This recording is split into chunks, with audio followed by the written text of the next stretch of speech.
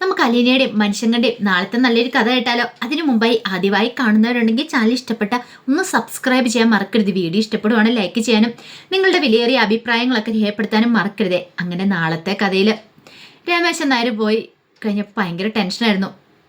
ഗ്രഹസമ്മയ്ക്കും മാമച്ചനൊക്കെ ഇനി എങ്ങനെയായി തീരും. ഒരു പക്ഷേങ്കിൽ രേവതിക്കുട്ടി ഒന്നും കൊണ്ട് കാണിച്ചാൽ മതി എന്നാണ് പറഞ്ഞിരിക്കുന്നത്. അപ്പം മാമച്ചനോട് ഗ്രഹസമ്മ ചോദിച്ചു, ഇനി നമ്മൾ എന്ത് ചെയ്യും മാമച്ചായ? ഒരു പക്ഷേ അയാളുടെ അന്ത്യാഭിലാഷം അല്ലേ? അപ്പോഴേക്കും മാമച്ചൻ പറഞ്ഞു, ഒരു ഉറപ്പുമില്ല രേവതിക്കുട്ടി അയാളുടെ മോളാന്നുള്ള കാര്യത്തിൽ. അപ്പോഴേക്കും ഗ്രഹസമ്മ ചോദിച്ചു, ആണെങ്കിലോ? ഇനിയിപ്പോൾ ആണെങ്കിലും അല്ലെങ്കിലും തൻ്റെ മോളാന്നുള്ള ചിന്തയിൽ അയാൾ ഒന്ന് കാണുവാണെങ്കിൽ അയാൾക്കത് സന്തോഷമായിരിക്കും. മരിക്കാൻ പോകുന്ന ആൾക്ക് അതൊരു സമാധാനമുള്ളൊരു കാര്യമല്ലേ? അപ്പം നമ്മൾ പിന്നെ രേവതിക്കുട്ടിയെ പിടിച്ചു വെച്ചിട്ടുണ്ടെങ്കിൽ ഒന്ന് കൊണ്ട് കാണിക്കുന്ന നല്ലതല്ലേന്ന് ചോദിച്ചു. ആവശ്യം പറഞ്ഞു, കാണിക്കുന്നതൊക്കെ നല്ലതാ, പക്ഷേ ഒരവകാശം പറഞ്ഞു വരില്ലെന്നല്ലേ പറഞ്ഞേ? ഗ്രേസം പറഞ്ഞു, അതെ, അവകാശം പറഞ്ഞു വരില്ല എന്ന് പറഞ്ഞു. അങ്ങനെ എന്തേലും അവകാശം പറഞ്ഞു വന്നിട്ടുണ്ടെങ്കിൽ ഞാൻ വിട്ടുകൊടുക്കില്ല മാമച്ചായ. എനിക്കെൻ്റെ മോളെ വിട്ടുകൊടുക്കാൻ പറ്റില്ല. അവളെ ഈ വീട്ടിലെ ജോലിക്കാരിയായിട്ടാണ് വന്നെങ്കിലും അവൾ എൻ്റെ മോള് തന്നെയാണ്. അവളെ ഞാൻ അതുപോലെയല്ലേ കാണുന്നതെന്ന് പറഞ്ഞു. അപ്പോഴേക്കും രേവതിക്കുട്ടി റെഡിയായിട്ട് വന്നു കോളേജിലേക്ക് പോകാനായിട്ട്. പിന്നീട് ജയസമ്മ ചോദിച്ചു, അല്ല നീ ഒന്നും കഴിക്കുന്നില്ല രേവതിക്കുട്ടി എന്ന് ചോദിച്ചു. ഇപ്പം തന്നെ സമയം പോയി ആൻറ്റി. അതെ, അതൊന്നും പറഞ്ഞിട്ട് കാര്യമില്ല, കഴിച്ചിട്ട് പോയാൽ മതി എന്ന് മാമച്ചൻ പറഞ്ഞു. കഴിച്ചിട്ട് അങ്ങോട്ട് ചെന്നിട്ടുണ്ടെങ്കിലേ ക്ലാസ്സിലേക്ക് എന്നെ കയറ്റത്തൊന്നുമില്ല, അതുകൊണ്ട് എനിക്കിപ്പോൾ പോകണമെന്ന് പറഞ്ഞു. ഗ്രേസം പറഞ്ഞു, കഴിച്ചു കഴിഞ്ഞിട്ട് പോയാൽ മതി എന്ന് പറഞ്ഞ് നിർബന്ധിക്കുകയാണ്. രേവതിക്കുട്ടി പെട്ടെന്ന് അവിടെ നിന്നുകൊണ്ട് ഇത്തിരിയൊക്കെ വാരി വലിച്ച് കഴിച്ചു. എന്നിട്ട് ഇറങ്ങി ഓടാൻ തുടങ്ങുന്ന സമയത്ത് ഗ്രേസം പറഞ്ഞു, അതെ, നാളെ മുതൽ ഈ പണി നടക്കില്ല കേട്ടോ. ആഹാരം കഴിക്കാതെ ആണെങ്കിൽ കോളേജിലേക്ക് പോകേണ്ട കാര്യമൊന്നുമില്ലെന്ന് പറയാം. അതൊന്നും സാരമില്ല ആൻറ്റി എന്നൊക്കെ പറഞ്ഞിട്ട് രേവതിക്കുട്ടി ഓടിപ്പോയി. ആ സമയത്ത് മാമച്ചൻ പറഞ്ഞു, കണ്ടില്ലേ, ഇവള് നമ്മൾ ഇവിടുന്ന് പറഞ്ഞു വിട്ടിട്ടുണ്ടെങ്കിൽ, ഇവിടുന്ന് പോയിട്ടുണ്ടെങ്കിൽ പിന്നെ നമ്മൾ എങ്ങനെ ജീവിക്കും ഗ്രേസമ്മേ? ഗ്രേസമ്മ പറഞ്ഞു, അത് ശരിയാ, ഇവളാണ് ഇപ്പം നമ്മുടെ ജീവൻ്റെ തുടിപ്പെന്ന് പറഞ്ഞാൽ. ഇവളില്ലെങ്കിൽ ഒരു നിമിഷം ഇവിടെ ഇല്ലെങ്കിൽ അതിനെക്കുറിച്ച് എനിക്ക് ചിന്തിക്കാൻ പോലും പറ്റില്ല മാമച്ചായ എന്നൊക്കെ ഗ്രേസമ്മയും പറയാം. കാരണം അവർക്ക് രേവതിക്കുട്ടി എന്ന് പറഞ്ഞാൽ അത്ര പ്രിയപ്പെട്ടതായിരുന്നു. അതേസമയം ഗംഗാധരനും രാജീവനും ശിവശങ്കരനും ഒക്കെ ചേർന്നിട്ട് ചില തീരുമാനങ്ങളൊക്കെ എടുത്തു. ബബിതയും രോഹിത്തിനെ ഇനി ഇവിടെ നിർത്തിയിട്ട് കാര്യമില്ല, കാര്യങ്ങളൊക്കെ പറഞ്ഞ് മനസ്സിലാക്കി അവരെ അങ്ങോട്ടേക്ക് പറഞ്ഞു വിടണം. പിന്നീട് ബബിതയും രോഹിത്തിനെയും കൂടെ വിളിപ്പിച്ച് അവർ വന്ന് കഴിഞ്ഞപ്പോൾ ചോദിച്ചു, എന്താ അങ്കിളെ, എന്താ കാര്യം എന്നൊക്കെ അവരോട് ചോദിക്കുന്നുണ്ട്. അപ്പോഴേക്ക് ശിവശങ്കരൻ പറഞ്ഞു, നിങ്ങളോട് ചില കാര്യങ്ങളൊക്കെ സംസാരിക്കാൻ വേണ്ടി ഇങ്ങോട്ട് വിളിപ്പിച്ചേ. ആ സമയത്ത് ബബിത പറഞ്ഞു, എന്താ അങ്കിളെ? അത് പിന്നെ നിങ്ങൾ നിങ്ങളുടെ വീട്ടിലേക്ക് തിരികെ പോകണമെന്ന് പറഞ്ഞു. രോഹിത്ത് പറഞ്ഞു, അതെങ്ങനെ ശരിയാവും? അങ്കിളല്ല ഞങ്ങളെ കൂട്ടിക്കൊണ്ട് വന്നേ, ഇവിടെ നിന്നാൽ മതി. ഹലീന എന്ന് പറയുന്നോളാ, അവൾ അവിടെ ഉണ്ടല്ലോ, അവൾ ഞങ്ങളുടെ ശത്രുവാ, പിന്നെ ഞങ്ങൾ എങ്ങനെ അങ്ങോട്ടേക്ക് പോകും? അവളെ അവിടെ നിന്ന് അടിച്ച് പുറത്താക്കിയതിന് ശേഷം അങ്ങോട്ട് പോയാൽ മതി എന്നല്ലേ അന്ന് അങ്കിള് കൂട്ടിക്കൊണ്ട് വരും പറഞ്ഞെന്ന് ചോദിച്ചു. രാജീവും പറഞ്ഞു, അന്ന് അങ്ങനെയൊക്കെ ശിവേണ്ണ പറയേണ്ടി വന്നു, അന്നത്തെ സാഹചര്യം അങ്ങനെയായിരുന്നു. പക്ഷെ ഇപ്പോഴങ്ങനെയല്ല, നിങ്ങൾ അങ്ങോട്ടേക്ക് പോയാൽ മതിയാവുള്ളൂ. അത് കേട്ടപ്പോൾ രോഹിത്തിനും ബബിതയ്ക്കൊന്നും ഒട്ടും ഇഷ്ടപ്പെട്ടില്ല. ഗംഗാധരൻ പറഞ്ഞു, പറയുന്നത് അങ്ങോട്ട് മനസ്സിലാക്കിയാൽ മാത്രം മതി, നിങ്ങളുടെ അച്ഛനും സഹോദരിമാരും ഒക്കെ അവിടെ ഉള്ളത്. അത് കേട്ടപ്പോൾ ബബിത ചോദിച്ചു, സഹോദരിമാരോ? കൃഷ്ണമോള് ഓക്കെ ശരി, പക്ഷെ അവളോ, അലീനയോ? ഗംഗാധരൻ പറഞ്ഞു, അലീനെന്നൊന്നും വിളിക്കരുത്, അലീന ചേച്ചി, നിന്റെ ചേച്ചി അവളെന്ന് പറയണം. രോഹിത് പറഞ്ഞു, ഓ, അപ്പം നിങ്ങളെല്ലാവരും അവളെ അങ്ങോട്ട് അംഗീകരിച്ച് കഴിഞ്ഞില്ലേ? പക്ഷേ എനിക്ക് എന്താണോ അംഗീകരിക്കാൻ പറ്റില്ലെന്ന് രോഹിത് പറഞ്ഞു. ബബിത പറഞ്ഞു, എന്നെക്കൊണ്ടും പറ്റില്ല, എനിക്ക് അവളെ അംഗീകരിക്കാൻ പറ്റില്ല, ചേച്ചിയായിട്ടൊന്നും ഞാൻ അംഗീകരിക്കില്ല എന്ന് പറഞ്ഞു. ഗംഗാധരൻ പറഞ്ഞു, അവൾ കാരണം നിങ്ങൾക്ക് എന്താ ബുദ്ധിമുട്ടുണ്ടായിരിക്കുന്നേ? അവൾ നിങ്ങളെന്തെങ്കിലും ചീത്ത പറയുന്നുണ്ടോ? അവൾ നിങ്ങൾക്ക് എന്തെങ്കിലും തടസ്സമാവുന്നുണ്ടോ? ആ സമയം രോഹിത് പറഞ്ഞു, അതില്ല, പിന്നെ എന്തിനാ അവളെ അകറ്റി നിർത്തേണ്ട കാര്യം എന്താ? ബാലേന്ദ്രൻ്റെ മോളെന്നല്ലേ പറഞ്ഞിരിക്കുന്നത്. ബാലേന്ദ്രൻ്റെ മോള് നിങ്ങളുടെ കൂടപ്പിറപ്പല്ലേ? ഒരു കാര്യം ഞാൻ പറയാം, ഇനി അവളോട് മല്ലടിക്കാനാ ഭാവമെങ്കിൽ അത് നല്ലതിനാന്ന് എനിക്ക് തോന്നില്ല എന്ന് പറഞ്ഞു. ശിവശങ്കരൻ പറഞ്ഞു, ഇവിടുന്ന് പോകുന്നതായിരിക്കും നിങ്ങൾക്ക് നല്ലത്. കമലയുടെ സ്വഭാവം അറിയാലോ, 10 പാല് കഴിയുമ്പോഴത്തേനും കമല നേരെ തിരിയും. ബബിത പറഞ്ഞു, ഇതൊക്കെ അറിയാഞ്ഞിട്ടാണോ അങ്കിള് ഞങ്ങളെ കൂട്ടിക്കൊണ്ട് വന്നതെന്ന് ചോദിച്ചു. ശിവശങ്കരൻ ഉത്തരം മുട്ടി. അപ്പോഴേക്കും രാജീവ് പറഞ്ഞു, അപ്പോഴത്തെ ആ ഒരു അവസ്ഥയെ കൂട്ടിക്കൊണ്ട് വന്നു, പക്ഷേ ഇപ്പം ഞങ്ങൾക്ക് തോന്നുന്നു ശരിയല്ലാന്ന്. അത് കേട്ടപ്പോൾ രോഹിത് പറഞ്ഞു, എന്തോ ഒരു കാര്യം സംഭവിച്ചിട്ടുണ്ട്. ഇന്നലെ വരെ അവളെ അവിടെ നിന്ന് അടിച്ചിറക്കി വിടാതിരുന്നല്ലേ? അവൾ അച്ഛൻ്റെ മോളാന്നറിഞ്ഞിട്ടും അവളെ ഇറക്കി വിടാണ്ടിരുന്നല്ലേ? പിന്നെ പെട്ടെന്ന് ഇതെന്താ പറ്റിയത്? എന്തോ ഒരു കാര്യമുണ്ട്, കാര്യം എന്താ ഞങ്ങൾക്ക് അറിഞ്ഞാൽ മതിയാവുള്ളെന്ന് പറഞ്ഞു. ഗംഗാധരൻ പറഞ്ഞു, എന്തും അറിയാനായിട്ട്?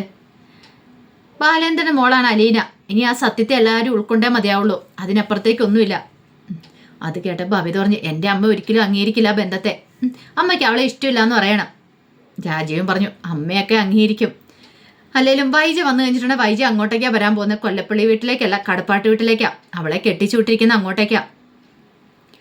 രോഹിത് ചോദിച്ചു, അമ്മ അങ്ങോട്ടേക്ക് വരുമെന്ന് തോന്നുന്നുണ്ട് അലീന അവിടെ ഉണ്ടെങ്കിൽ. ഒരിക്കലും വരത്തില്ല, അമ്മ ഇങ്ങോട്ടേക്കേ വരത്തുള്ളൂ. അത് കേട്ടപ്പോൾ ഗംഗാധരൻ പറഞ്ഞു, അതൊന്നും നടക്കുന്ന കാര്യമാണോ രോഹി? വൈജ ഇങ്ങോട്ട് വന്നിട്ടുണ്ട്, ഇവിടെ ആരും നോക്കാനായിട്ടാ? കമല നോക്കുവോ? നിങ്ങൾ ആരെങ്കിലും കോളേജിൽ പോകാതെ അവളെ നോക്കിയിരിക്കുമെന്ന് ചോദിച്ചു. ഭവിത പറഞ്ഞു, എനിക്ക് പറ്റില്ല എന്ന് പറയാം. അതാ പറഞ്ഞത്, അവിടെയാണെങ്കിൽ പിന്നെ അലീനെ നോക്കിക്കോളും. അതിന് അലീനെ നോക്കുന്ന ഇഷ്ടമില്ലല്ലോ അമ്മയ്ക്ക് എന്ന് ഭവിത പറഞ്ഞു. അതൊക്കെ ഇഷ്ടപ്പെട്ടോളും, അല്ലെങ്കിൽ ബാലയൻ തന്നെ ആരെയും നിർത്തിക്കോളും. എന്താണ് ഇവിടെ വന്നിട്ടോ കൊണ്ടുവന്നിട്ടുണ്ടെങ്കിൽ ഇവിടെ നോക്കാനായിട്ടൊന്നും ആർക്കും പറ്റില്ല. പിന്നെ അമ്മയെ പോലും നോക്കാനായിട്ട് ഇവിടെ പറ്റില്ലാത്തതുകൊണ്ടായിരുന്നു അവിടെ കൊണ്ടുപോയി വൈജ നോക്കിക്കൊണ്ടിരുന്നേ, അലീനയെ കൊണ്ട് നോക്കിച്ചോണ്ടിരുന്നേ. എന്നിട്ടാണോ പിന്നെ ഇനിയിപ്പം വൈജയെ നോക്കുന്നേ ഇവിടെ എന്നൊക്കെ പറയണം. 10 ദിവസം അവിടെ കഴിഞ്ഞ് കഴിഞ്ഞിട്ടുണ്ടെങ്കിൽ കമലയുടെ സ്വഭാവം അറിയാലോ. പിന്നെ നിങ്ങൾക്ക് ഇവിടെ നിക്കക്കളി ഇല്ലാതാവും എന്നൊക്കെ പറഞ്ഞു. പക്ഷെ ഭവിതയ്ക്കൊന്നും ഒട്ടും അങ്ങോട്ട് ഇഷ്ടപ്പെട്ടില്ല പറഞ്ഞൊക്കെ. രോഹിത്തിനോടും ഭവിതയോടും കാര്യങ്ങളൊക്കെ പറഞ്ഞ് മനസ്സിലാക്കാൻ ശ്രമിക്കുന്നുണ്ട്. ഇനി ഇവിടെ നിന്നിട്ടുണ്ടെങ്കിൽ നിങ്ങൾക്കൊരു നിൽക്കക്കളി ഇല്ലാതാവുന്നൊക്കെ. എന്ത് ചെയ്യണമെന്ന് അറിയത്തില്ല. ഭവിതയ്ക്ക് കട്ടക്കലിപ്പായി. ഭവിത കട്ടക്കലിപ്പോടും മുറിയിലേക്ക് അങ്ങോട്ട് പോയി. രോഹിത്തും പോവാണ്. അതേസമയം ശിവശങ്കരൻ പറഞ്ഞു, നമ്മൾ പറഞ്ഞു കൊടുത്താലൊന്നും അവരുടെ തലയിൽ കയറുമെന്ന് തോന്നില്ല. അനുഭവം ഉണ്ടായിക്കഴിഞ്ഞാൽ മാത്രമേ പഠിക്കുള്ളൂ എന്ന് പറഞ്ഞു. ഗംഗാധരൻ പറഞ്ഞു, അല്ല പെട്ടെന്ന് അവരെ പറഞ്ഞു വിട്ടുണ്ടെങ്കിൽ അവർക്കത് ഒട്ടും ഉൾക്കൊള്ളാൻ പറ്റില്ല. അലീന അവിടെ ഉള്ളത്തോളം കാലം നാണക്കേടായിരിക്കും ചെന്ന് കയറാനായിട്ട്. ആ ഒരു പ്രശ്നം കാണുമെന്ന് പറയണം. അത് ശരിയാ. രാജീവൻ പറഞ്ഞ് നാണക്കേട് വിചാരിച്ചിട്ട് കാര്യമില്ല. എത്രയാന്ന് പറഞ്ഞാൽ അവരവിടെ തന്നെയല്ലേ ജീവിക്കണ്ടേ. അവിടുത്തെ സുഖ സൗകര്യങ്ങളും സ്വന്തം വീട്ടിൽ കിട്ടുന്ന സുഖ സൗകര്യങ്ങളും വേറൊരിടത്തും കിട്ടാനും പോകുന്നില്ല. പിന്നെ ഇനിയിപ്പം വാശിയും വെല്ലുവിളിയായിട്ട് അവരിവിടെ നിന്നിട്ട് അതുകൊണ്ട് എന്ത് പ്രയോജനം കിട്ടുന്നേ? അതുകൊണ്ട് ഇവർക്ക് നഷ്ടപ്പെടാനേ ഉള്ളൂ, അല്ലാതെ ഈ പറയുന്ന ബാലേന്ദ്രനോ അലീനയ്ക്കോ ഒന്നും നഷ്ടപ്പെടാനൊന്നും ഇല്ലെന്ന് പറഞ്ഞു. ഈ സമയം ഗംഗാധരൻ പറഞ്ഞു, അത് ശരിയാ. ശരിക്കും പറഞ്ഞാൽ വൈജയന്തിക്ക് നീതി കിട്ടണമെന്നും പറഞ്ഞ് നമ്മളെല്ലാം ഇത്രയും കാലം പോരാടിക്കൊണ്ടിരുന്നേ. നീതി കിട്ടേണ്ടിയായിരുന്ന ആൾ വൈജയന്തിയല്ല, ബാലേന്ദ്രനും അലീനയായിരുന്നു. അവർക്കായിരുന്നു ശരിക്കും നീതി കിട്ടേണ്ടിയിരുന്നേ. അവർക്കല്ലേ നീതി നിഷേധിക്കപ്പെട്ടെ. അലീനയുടെ കാര്യമൊന്നും ഓർത്തു നോക്കിയേ. ഇത്രയും കാലം സ്വന്തം അമ്മയാണെന്ന് അറിഞ്ഞിട്ടും ആ വീട്ടിൽ വന്ന് ജോലിക്കാരിപ്പരെ കഴിയേണ്ടി വന്നില്ലേ. പിന്നെ ബാലേന്ദ്രൻ്റെ കാര്യം. ബാലേന്ദ്രൻ ഇത്രയും കാലം അറിയാതിരുന്ന ആ സത്യം, തൻ്റെ ഭാര്യ കല്യാണത്തിന് മുമ്പ് ഗർഭിണിയായിരുന്നു, ഒരു കുഞ്ഞിനെ പ്രസവിച്ചെന്ന്. ഇപ്പം എനിക്കാണെങ്കിലും ശിവനാണെങ്കിലും അല്ലെങ്കിൽ രാജീവനാണെങ്കിലും സഹിക്കാൻ പറ്റുന്ന കാര്യമാണ് അങ്ങനെ എന്തെങ്കിലും ഒന്ന്. നമുക്ക് ആർക്കും അംഗീകരിക്കാൻ പറ്റുന്ന കാര്യമല്ല. പിന്നെ ബാലേന്ദ്രൻ ആയതുകൊണ്ട് ഇത്രയല്ലേ ചെയ്തുള്ളൂ എന്നൊക്കെ ഇങ്ങനെ പറയുന്നുണ്ട്. കാരണം ഇപ്പം അവർക്ക് തന്നെ ഒരു കുറ്റബോധം തോന്നി തുടങ്ങി. തങ്ങളുടെ കയ്യിലിരിപ്പോണ്ടാണ് ഇത്രയൊക്കെ സംഭവിച്ചതെന്നൊക്കെ രാജീവിന് ശിവശങ്കരനും പ്രശ്നങ്ങൾ ഇത്രയൊക്കെ വഷളാക്കിയത് തങ്ങളാന്നൊരു ചിന്ത മനസ്സിലേക്കും വരുന്നു. കുറേ സമയം കഴിഞ്ഞപ്പം മണിശങ്കർ വീട്ടിലേക്ക് വന്നു. മണിശങ്കർ വീട്ടിലേക്ക് വന്ന് നേരെ മുത്തശ്ശിയെ കാണാനായിട്ട് മുറിയിലേക്ക് വന്നു, സൗദാമിനി മുത്തശ്ശിയെ. അങ്ങനെ അവിടെ ചെന്ന് കഴിഞ്ഞിട്ട് മനുഷ്യങ്കർ ചോദിച്ചു, എന്തൊക്കെയുണ്ട് മുത്തശ്ശി വിശേഷങ്ങൾ? എഴുന്നേറ്റ് നടക്കാനൊക്കെ പറ്റുമെന്ന് ചോദിച്ചു. എന്ത് പറയാനേടാ, പണ്ടത്തെ പോലെ ഒന്നും അല്ല മോനെ. അവൾ നോക്കിക്കൊണ്ടിരുന്ന സമയത്ത് എനിക്ക് കയ്യെ പിടിച്ച് നടത്താൻ ഒരാളുണ്ടായിരുന്നു. ഇവിടെ ആരാ ഈ മുറിക്കകത്തൊന്ന് കയ്യെ പിടിക്കാൻ പറഞ്ഞാൽ ആരെങ്കിലും വരുമോ? ആഹാരം തന്നെ കൊണ്ടുത്തരുന്ന വലിയ ബുദ്ധിമുട്ടിയാ. അപ്പം പിന്നെ ഞാൻ അതും കൂടെ പറഞ്ഞിട്ടുണ്ടെങ്കിൽ കമലം മിക്കവാറും എൻ്റെ തലതല്ലി പൊളിക്കുമെന്ന് പറഞ്ഞു. മനുഷ്യങ്കർ പറഞ്ഞു, അലീനെ നന്നായിട്ട് നോക്കിക്കൊണ്ടിരുന്നല്ലേ. അത് കേട്ട് കഴിഞ്ഞപ്പോഴത്തേനും സൗദാമിനിയമ്മയുടെ കണ്ണൊക്കെ നിറഞ്ഞു. സൗദാമിനിയമ്മ പറഞ്ഞു, ഇനിയിപ്പോൾ അവൾ എന്നെ നോക്കുമെന്ന് എനിക്ക് തോന്നുന്നില്ല. അതെന്താണ്ടാ നോക്കാത്തെ? ഓ, അവൾ പണ്ടത്തെ പോലെ ജോലിക്കാരിയൊന്നും അല്ലല്ലോടാ. അതെന്താ മുത്തശ്ശി അങ്ങനെ പറഞ്ഞേ? അല്ല, അവൾ ജോലിക്കാരിയല്ല, അവൾ ബാലേന്ദ്രൻ്റെ മോളല്ലേ. അപ്പം പിന്നെ ഇനിയിപ്പോൾ അവൾ എന്നെ നോക്കാനൊക്കെ പോകുന്നുണ്ടെന്ന് ചോദിച്ചു. ഹരിശങ്കർ പറഞ്ഞു, അവിടെയാ മുത്തശ്ശിക്ക് തെറ്റിയത്. ഒരിക്കലും അലീന അങ്ങനെയല്ല. അലീനയുടെ സ്വഭാവത്തെക്കുറിച്ച് അറിയത്തില്ലാത്തതുകൊണ്ടാ. മുത്തശ്ശി എന്നിട്ടുണ്ടെങ്കിൽ അവൾ പൊന്നുപോലെ മുത്തശ്ശിയെ നോക്കും. ഇപ്പോഴും ആ മുറിയിൽ ആ കട്ടിൽ എന്നും വിരിച്ചിട്ടിരിക്കുക. മുത്തശ്ശിക്ക് വേണ്ടി മുത്തശ്ശി ഒരിക്കൽ തിരികെ ചെല്ലുമെന്നും പറഞ്ഞുകൊണ്ട് ഞാനൊരിക്കൽ ചോദിച്ചു കഴിഞ്ഞപ്പോൾ അവൾ അങ്ങനെയാ മറുപടി പറഞ്ഞേ. പിന്നെ മുത്തശ്ശി പോരാന്നിട്ട് അവൾ എന്താ പറഞ്ഞു വിട്ടേന്ന് ചോദിച്ചു. അപ്പോഴേക്കും ഒരു നിമിഷം ആലോചിച്ചിട്ട് സൗദാമി മുത്തശ്ശി പറഞ്ഞു, അല്ല അധികം വൈകാതെ തന്നെ തിരിച്ചു ചെല്ലുമെന്നാ. അതാ പറഞ്ഞേ. ഇനി മുത്തശ്ശി എന്നാലും മുത്തശ്ശിയെ പൊന്നു പോലെ തന്നെ അവൾ നോക്കും. അവൾക്ക് അങ്ങനെയൊന്നും ഇല്ലയെന്ന് പറയണം. എന്നാലും ഇത്രയും കാലം അവളൊരു ജോലിക്കാരിയായിട്ട് എനിക്കാണെങ്കിൽ എന്ത് ചെയ്യണമെന്ന് പോലും അറിയത്തില്ല എന്ന് പറയണം. സാരമില്ല മുത്തശ്ശി, ഇനിയിപ്പോൾ അതൊന്നും ഓർത്ത് വിഷമിക്കണ്ട. നടക്കാനൊക്കെ ഉള്ളത് നടന്നു. ഇനിയിപ്പോൾ അതിനെക്കുറിച്ച് ചിന്തിച്ചിട്ടോ പരിഭവം പറഞ്ഞിട്ടോ ഒന്നും ഒരു കാര്യമില്ല. ഇനിയിപ്പോൾ ഉള്ളിടത്തോളം കാലം നല്ല രീതിയിൽ തന്നെ ജീവിക്കാൻ നോക്ക്.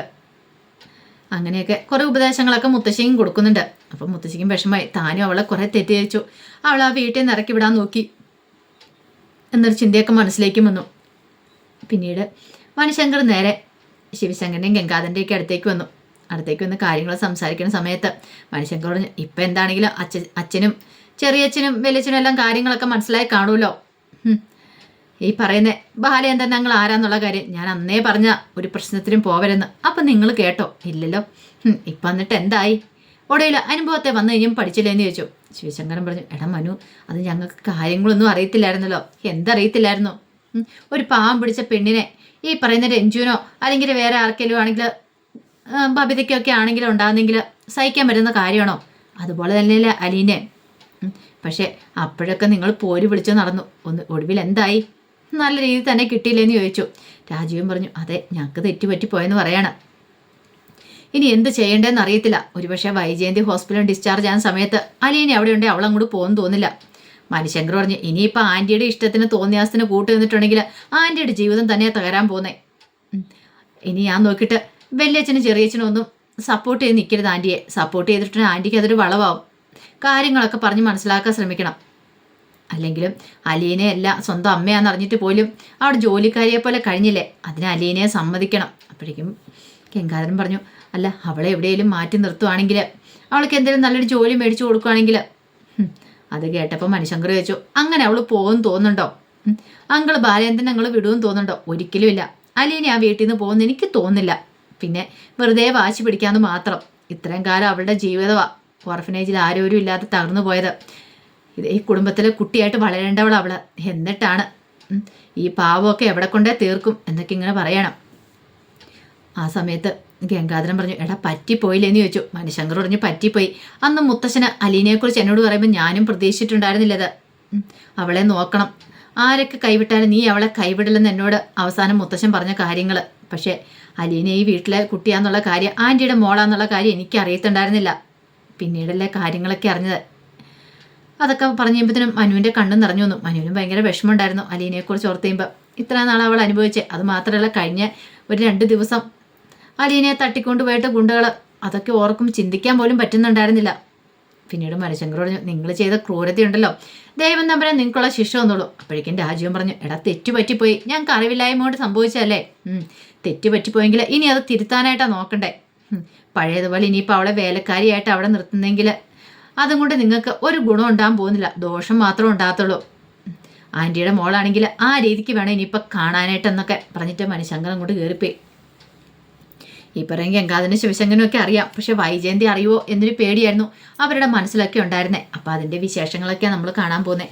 ആ വിശേഷങ്ങൾക്കായി നമുക്ക് എല്ലാവർക്കും കാത്തിരിക്കാം കേട്ടോ. ഒരിക്കൽ കൂടി എല്ലാവർക്കും ശുഭരാത്രി നേർന്നുകൊണ്ട് നിർത്തുന്നു. നന്ദി.